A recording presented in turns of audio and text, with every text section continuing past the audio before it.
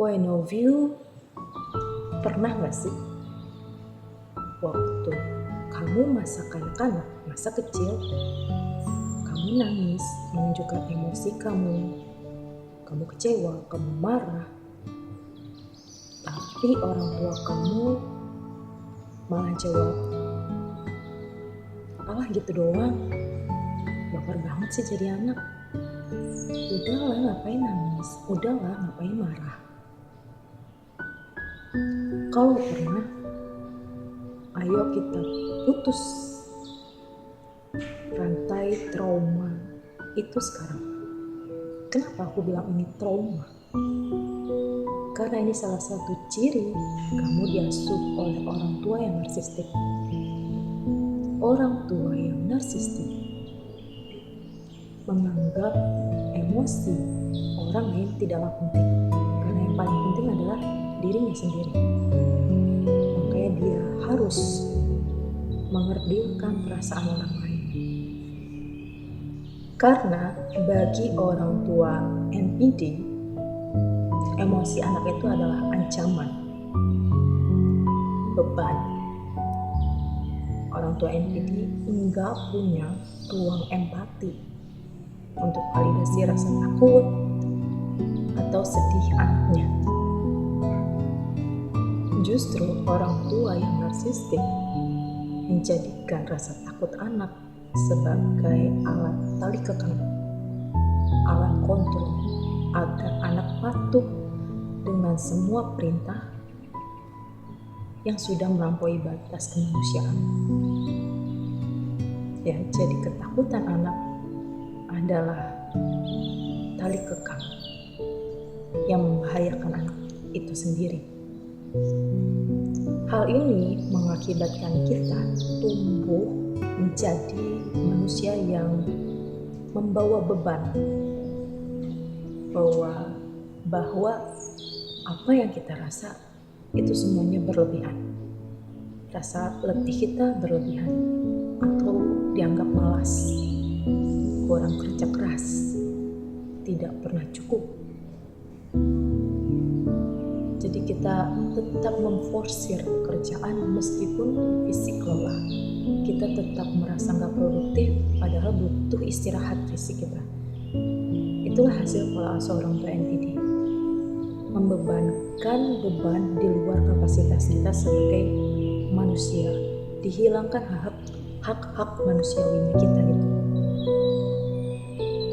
Jadi kemana-mana dampaknya, anak dari pola asuh orang tua NPD selalu butuh validasi.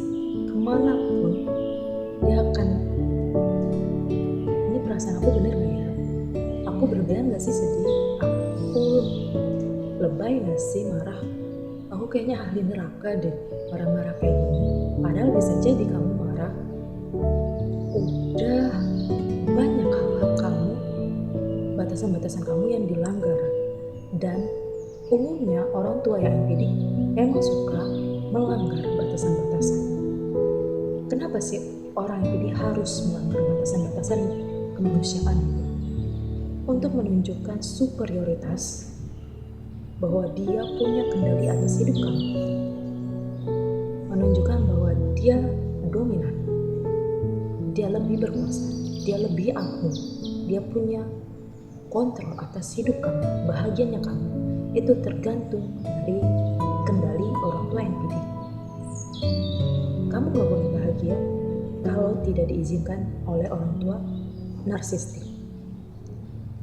Yang jadi masalahnya adalah ketika kamu anak dari pola asuh narsistik menjadi seorang ibu atau menjadi seorang ayah, kamu akan menurunkan itu tanpa sadar ke anak kamu. Anak kamu nangis, kamu akan mengatakan, bisa diem gak? Berisik, mama gak suka.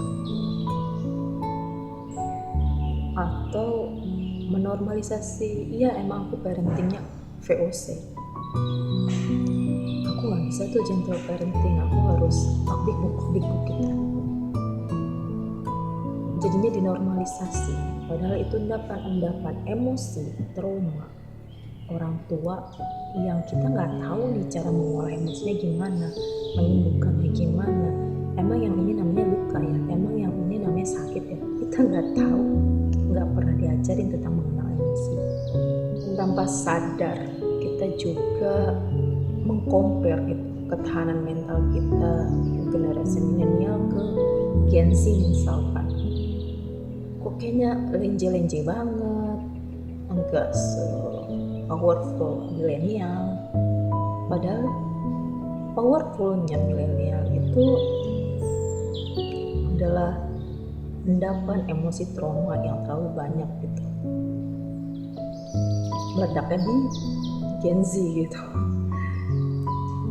Milenial diam, tapi ya meledak juga gitu pada akhirnya.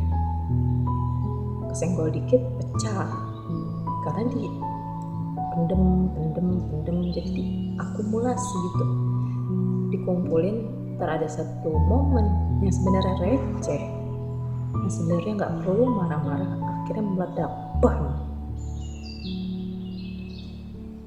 Tapi yang perlu kita pahami adalah generasi milenial kisaran usia 30 sampai 40 tahun ini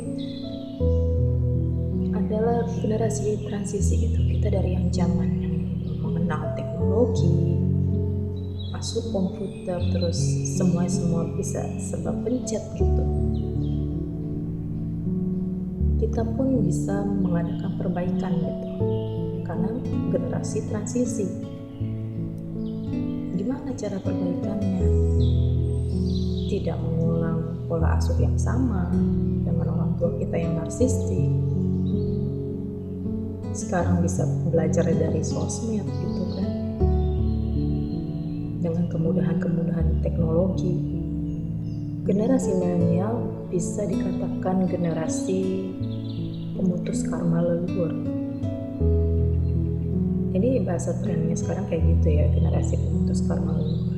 Tapi yang sebenarnya adalah tidak meneruskan hal-hal yang dinormalisasi generasi sebelumnya tentang bagaimana cara mendidik manusia, baik itu manusianya perempuan ataupun laki-laki. Memutus karma leluhur, generasi turun-temurun tentang pola asuh yang keliru, yang salah, melelahkan. Kamu harus belajar hal baru, tapi juga memperbaiki sistem saraf kamu yang sudah menormalisasi berpuluh-tahun mungkin tentang gimana caranya hidup. Capek emang, berat, susah, tapi ini hadiah terbaik untuk generasi penerus kita, karena masa tua kita ada di tangan anak-anak kita, cucu-cucu kita. Kalau kitanya nggak mau berubah, bayangkan bagaimana kita di masa tua dengan pemimpin hasil pola asuh di tangan kita.